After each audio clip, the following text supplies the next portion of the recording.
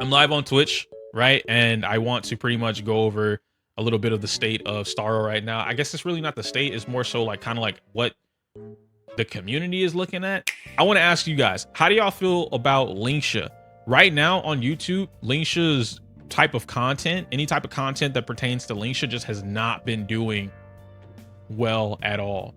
This tends to be a normal thing, right? Where we look at a sustain or some type of support character, and if they're just not outright busted, you know, and like completely change the game, we don't give them the time of day. And Lingsha, from what I've played, hey, hi, she does it all the time. Lingsha's gonna be one of these characters that you don't need it now, but she is going to help pioneer the next meta, or the next archetype, the next team archetype. Lingsha is going to help pioneer that. I think Lingsha is, interestingly enough, Lingsha fulfills three team sustain positions. Yes, like Topaz. Lingsha has follow-up attacks with the bunny. The bunny counts as a summon. We kind of know that summon is going to be the next big thing, right? And then she also focuses on break / super break. So like as a package, Lingsha is quite literally one of, if not the best premier sustain that we're gonna have in the game, right? From an offensive standpoint, and she's a baddie. We can't forget that. Correct, Panic. From an offensive standpoint of the game, she is quite literally one of, if not the most premier character that we have coming into the game. And it feels like no one is talking about that. I'm not here to tell anybody they should get Lingsha. That's not what I'm saying at all. And no, Burgundy. So like I don't think Lingsha is a generalist either. So if we were to look at all the characters in the game, yeah, or a majority of the characters in the game, I'm trying to find what's it called, the data bank, and then characters, right? Boom. So we have all the characters, 55 different characters in the game. If we were looking at something that was closer to a generalist, someone that kind of just does a lot of everything, but nothing extremely well, what would we even say is a generalist at this point? Because the top tier characters aren't specifically generalists, but what makes them top tier is the fact that they do something extremely well, and then they do other things on top of that, right? But a generalist character would have to be something that's from what, a Gen 1 character or Phase 1 character, because I can't really imagine anyone just doing something and like it's whatever, you know what I mean? Gwenifin, maybe, and even then she's a little bit more specialized or niche. Su Shang, same thing. Argenti, maybe Argenti is more of a generalized DPS character. He doesn't really excel at anything, right? He's just there. So I guess maybe that could be the case. Bronya and Ruan Mei, maybe. But the thing about Ruan Mei is, all right, she might be a generalist because of how much she offers, but then everything she offers is just insane.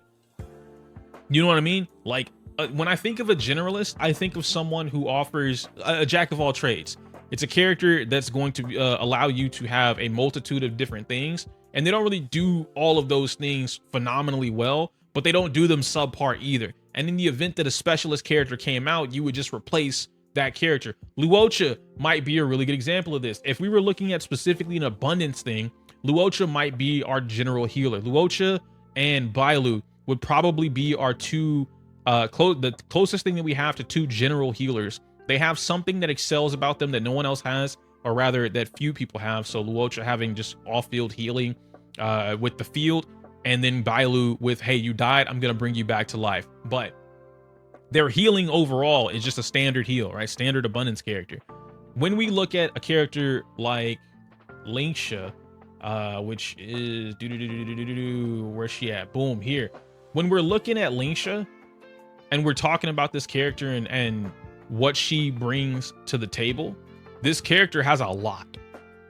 She had, like, on top of healing everyone, she also has emergency heals. She has the summonable, which is Fu Yuan, and guys, correct me if I'm wrong. She action advances 4. We see it right here, yeah?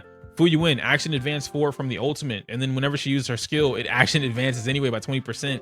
Fu Yuan also has its own AV value, so it moves with everything going on. And there are already things. Moon has some of the stuff on her channel, and then she showed me how to play this character as well. There's already some tech where like you get Fu Yuan to attack 2 or 3 times back to back to back, and then you bring, there's a lot going in for that. But on top of that, not only does Lingsha have her own set of damage from using the ultimate and its AoE, or even the basic attack from like super break stuff, but she also has, post a link to chat, post a link to that. Oh, it's on Moon's channel. I don't have the specific video, but she's been doing a couple showcases. Now, if if the back-to-back thing is on her showcase, I'm not entirely too sure. This is just something that her and I have spoken about, and she's shown me how to do basically. But as far as what we're going on with Lingsha and whatnot, super break damage on Lingsha is pretty good. And another character that we see that has super break is always, where's my boy here? It's always Gallagher, right? We always look at Gallagher as like the abundance character who deals in super break, and that's just his thing. He's great. He's a great character for a lot of players, and that's where now we have that conversation. Pull Lingsha or keep Gallagher. Gallagher's tier 0.5. Tier point, like, so when Lingsha comes out, 2 things happen. Gallagher gets bumped down to tier 1, or Lingsha finds herself somewhere in the middle up here. Because now what's going to happen is you're going to have to compare Lingsha to Aventurine, Ho-Oh, and Gallagher. She has to find some way to fit in between these 3 characters. And a lot of players right now are, hey, I already have my 2 or 3 sustains. I don't need to pull Lingsha. And you don't. That's where the conversation is going from what I mentioned earlier, is that like the current state of how these characters operate is a little weird. And so Lingsha just unfortunately falls in one of those favors, or one of those positions where you could benefit a lot from having her, but do you really need to waste the resources to pull her? And then her light cone is really damn good. So it's another situation where like, yeah, you could give her one of the random abundance light cones, but like her light cone in particular is just too good to pass up. So if you were going to go out of your way to pull Lingsha for whatever it is, then you would obviously want to get her light cone too. And with the summon meta coming up, just like I predicted way back when I said Topaz is the perfect definition of a DPS character or a hunt character, something like that. And now we see Topaz has gone from where she used to be tier 2. Now she's all the way up to tier 0.5. Topaz has steadily climbed the rank, right? She's steadily climbed the ladder. And mind you, this is E0, S0 that people are now seeing value in. And of course, they're going to say, oh, well, she's tied to Fei Xiao. That's just not true. Topaz benefits so many of these characters on the board right now. It's ridiculous. So now you have full team archetypes. I talked about this all the time. Fei Xiao, Topaz, Aventurine, where's she at? And then Robin or Ruan Mei, right? You could even add Sparkle if you really wanted to. I wouldn't, but one of these 2 characters. If you didn't want to run the Harmony characters, you could even replace. We've been seeing Fei Xiao and Yun Li teams. Fei Xiao, Yun Li, and Topaz teams have been, have been clearing 1 cycle, 2 cycle, depending on how you play it, things like that. Like just creating these random archetypes or comps works really good for these teams. Even if you didn't have Fei Xiao and you had Ratio still works. Mose, he came out of the gate tier 1. You know what I'm saying? So like there's a lot that goes into what we have for these characters coming out. And to look at Lingsha and say, Lingsha might not be worth the pull. It's easy skip, bro. Because I've seen a lot of that. I've seen a lot of easy skips. People said easy skip on Yun Li. Now they regret not having Yun Li. People said easy skip on Topaz. Now they regret not having Topaz. Every time the community collectively says easy skip on something, as soon as the character goes away, everyone and their mama, oh man, I wish I would have known, blah, blah, blah, or I could have pulled this and blah, blah, blah. It is what it is. And you go from there. Telos, honestly, I think this might be the one time I disagree with you on something as vocal as this. I don't think sustains are mid. I think some sustains are mid, but I think now with the sustain options that we have in the game, Aventurine, hell no, not mid. Ho-Oh, not mid at all. Gallagher's strong, but if I didn't have to use Gallagher, I wouldn't. I'm gonna keep it a buck. Not because I don't like Gallagher, but literally because I just want damage. I want to break something and I want to do a lot of damage. So it is what it is. Fu Xuan, love baby girl, but we can consider Fu Xuan close. Honestly, she's probably still tier 0.5, but whatever. If we're using the definition of mid here in relation to the other characters, then Fu Xuan could probably go in there. Luocha, mid. Lynx definitely does not need to be tier 1.5. Japard, probably mid. Bailu, bad because no cleanse. March 7th, horrible. Natasha, user because you have her because you're at the beginning of the game. But that's really it. But when we're looking at sustains today, and then if I add Lingsha into this as well, what happens is now you have the comfortability of not dying or not taking damage or not being CC'd, while also getting the proper amount of damage out to get whatever clear you're looking for. Now, if we're talking about a 0 cycle, I think 0 cycles are a lot more risky, but it's high risk, high reward, right? If you were to do a 0 cycle with something that's not as strong, you know, because Fei Xiao 0 cycles with sustain. Acheron used to be able to 0 cycle with sustain. I guess you could still kind of do it now, but someone like the support needs an Eidolon or something like that. Firefly used to be able to do that, but now she can't, or at least not as easily at E0 or without sustain, things like that. So it's a little tricky. Boot Hill is one of the ones, and Zila for that matter. I love watching hunt characters, Boot Hill in particular, Zila in particular, even Blade. I really like some of the characters that I really enjoy seeing no sustain runs to try and get a 0 cycle. Boot Hill, Zila, Blade, DOT. Those are easily my favorites out of the bunch to see someone run a no sustain. Because for instance, like for me with DOT, I don't want to run sustain, bro. And it's not because like I don't like the sustains. It's just quite literally, I want to see burn, shock, wind, and bleed all at the same time. I wouldn't call Lingsha anywhere near like a must pull, or you know, you need to get her, or even suggest people to get her. But I will say, this is what I if I had to make a final statement, if you're one of two players, this is what I would say about Lingsha. If you're closer to a newer player, you don't have 2 premium sustains, and you're trying to build the top tier archetypes right now, I would say the top tier archetypes are Break and follow-up attack. So Fei Xiao, Topaz, Ratio, and then Acheron, like just Acheron team comp by herself, period. Now, Acheron doesn't need Lingsha in the slightest. She just doesn't care. You don't need it. Which means if you're prioritizing an Acheron team, you can go ahead and skip. Don't worry about Lingsha. If you are trying to build one of the top 2 teams, being follow-up or Break, and you don't have your top tier sustains, and we could even leave Gallagher as a top tier sustain for now. So he's free, but let's say you don't have E6 Gallagher, right? You don't have Venturine, and you don't have Hue Hue. I think you should go for Lingsha and her light cone, to be fair, but prioritize Lingsha, of course. The reason I'm saying this is because Lingsha fulfills the sustain position for 3 team archetypes.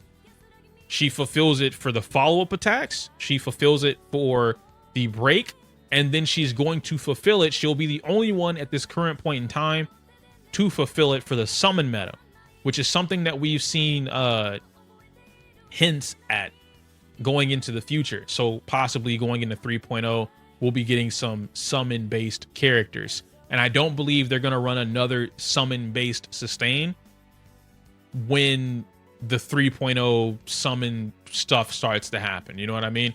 So it is what it is. That's the first type of player that I think should pull for Lingsha. The second type of player that I think will be affected by Lingsha that you shouldn't pull for is if you have no intention on going for summon at all. You don't care about summon. You've already got a Venturine, you've already got Ho-Oh, or you got a Venturine Gallagher. Like you have a combination of these things that I just mentioned earlier. You really don't need Lingsha. And I wouldn't even think about it. I wouldn't think twice on whether or not I pull for Lingsha or go for her, even if I really like the character or whatever, simply because you don't need it. And it could be a waste of your premium currency given what you would have to use for it. Now, there is the off chance that Lingsha performs the same way that Topaz did, but at a much more accelerated rate. What do I mean by that?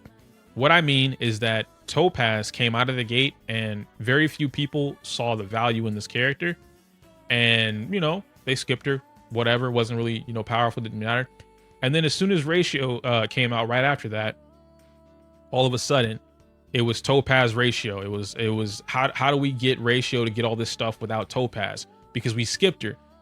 That conversation was never because Topaz, excuse me.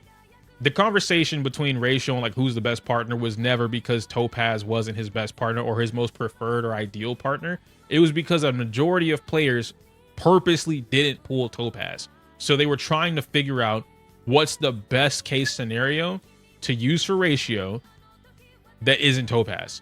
And that's where you got the silver, that's where you got the Pela, that's where you got giving him a certain light cone and then giving somebody else a certain light cone. Like all the different combinations of things to make up for the fact that you didn't have Topaz and her light cone with Ratio. After that, Topaz's value has gone up and up and up. I believe when Lingsha gets here, she's going to drop in no lower than tier 0.5. I believe Lingsha is going to be that type of character. And then her value over time is going to show itself phenomenally well because we're entering that meta. She already fulfills, as we mentioned earlier, like a generalist role. I don't specifically agree with it, but for the sake of just saying an easier term, and maybe that is a term, and I'm not thinking of the term correctly, right? So just for the sake of that, maybe she does fulfill that. She's filling in the follow-up attack, she's filling in the break, and then she's going to be filling in the summon. So it really just comes down to what you guys want to do with that character, how you feel about it, this, that, and the third. I personally think Lingsha is going to be a great pickup for anybody that is prioritizing building that type of stuff. I'm going to be building that type of stuff. Her ease of use is great, by the way. She's not a difficult character to pilot, right? Like you don't have to think a lot, but you don't want to leave her on auto either because, I mean, auto is just dumb in the game anyway. They do things that they're not supposed to do because the game doesn't read its own kit. So if you're playing Lingsha, I think piloting her is pretty easy and she's very well adept at going with the flow, depending on the team, right? So when you need her, you got it. You want heals, cleanses, you got it. She's got an emergency heal that also jumps the thing for. Like, there's a lot to her kit that just it automatically just works, right? Like it's brain power reduced by 80% and you're good. You use like 10-20% of your brain power when you're playing that character, bro. She's really good. But that's all I want to say. Let me know your thoughts and opinions on Lingsha. I really just wanted to talk about that real quick for a lot of y'all that are on the YouTube side of things, because I've noticed, like I said earlier, Lingsha is just not getting the same attention that we've seen some of the other characters get. And we see this pattern time and time again. We saw with Aventurine where tons of people are like, bro, Aventurine's not going to be good. You don't need him, blah, blah, blah, blah. And then he becomes the best sustainer in the game. We saw this with Ho-Oh and people started comparing Ho-Oh to Ting Yun. And like, why would I use Ho-Oh when I could just use Ting Yun and keep my Locha and blah, blah, blah, blah, blah. And then Ho-Oh is now one of the best sustainers in the game. We definitely saw it with Gallagher where people were sleeping like crazy on this character. No matter how many break aficionados told you guys about Gallagher, people were still sleeping on Gallagher. In fact, the only sustained characters that have ever come out and unanimously across the board, people said these sustains were like God tier, Luocha and Fu Xuan. And that was during 1.0. Like obviously we're learning the game. Now it's a little different, but whatever. Anyway, I can't say, I messed that up. Damn it. I can't say my usual outro because it's inappropriate for YouTube. Smell you later.